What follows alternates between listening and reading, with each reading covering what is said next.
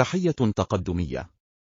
أكد الرفيق وليد جنبلاط أن الرئيس نبيه بري بذل أقصى جهده لإطلاق حوار رئاسي يفتح أبواب قصر بعبد الموصدة، لكن الشروط المستحيلة للقوات اللبنانية والتيار الوطني الحر عطلت مبادرته وأجهضت فرصة الحوار. واعتبر جنبلاط في حديث للجمهورية إن الفيتو أو التخبط الخارجي الناتج من خلافات أعضاء المجموعة الخماسية أتى بدوره ليزيد الطين بلة ويفاقم التعقيدات، بدل أن تعطي هذه المجموعة زخما لمساعي الحل وتمنحها قوة دفع إلى الأمام،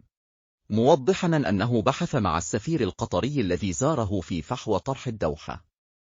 وأشار جنبلاط إلى أن أفق التسوية الرئاسية يبدو وللأسف مسدودا حتى إشعار آخر عقب تعطيل مبادرة بري،